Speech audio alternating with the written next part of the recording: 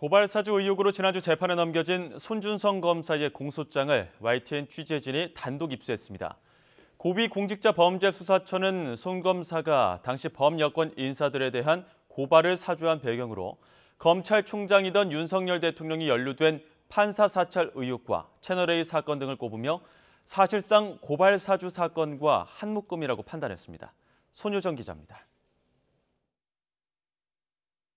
공직선거법 위반 등 4개 혐의로 재판에 넘겨진 손준성 검사의 공소장은 모두 16쪽 분량입니다.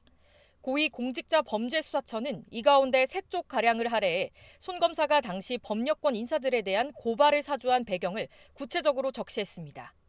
공수처는 윤석열 대통령이 검찰총장이던 지난 2019년 조국 전 장관과 청와대에 대한 전방위적인 검찰 수사가 벌어지자 범여권 인사들이 검찰개혁과 함께 윤 대통령과 관련된 각종 의혹을 연이어 주장했다고 적었습니다.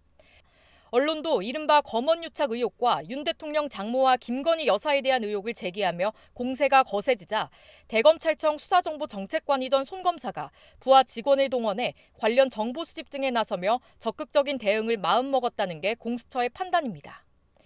공수처는 고발사주 사건이 이른바 판사사찰 문건 작성 의혹과 채널A 사건 등 윤 대통령이 직간접적으로 연루된 의혹들의 연장선이라고 의심하고 있습니다.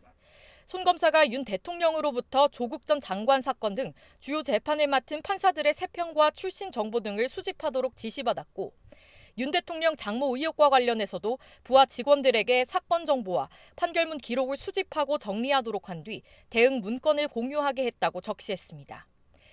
특히 2020년 3월 말 채널A 사건 보도 직후에는 손 검사가 의혹 당사자인 한동훈 법무부 장관 후보자와의 1대1 대화방과 권순정 당시 대검 대변인까지 포함된 단체 대화방에서 사흘 동안 각각 93차례, 66차례, 138차례 카카오톡 메시지를 주고받았다고 특정했습니다.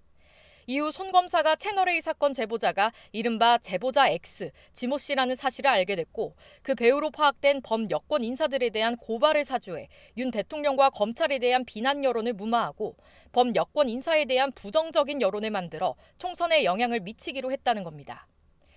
공수처는 공소장에 손 검사가 고발장을 휴대전화로 촬영해 김 의원에게 전달한 시각과 손 검사 부하 직원들이 고발장에 첨부된 실명 판결문 등을 조회한 시점도 자세하게 적었습니다.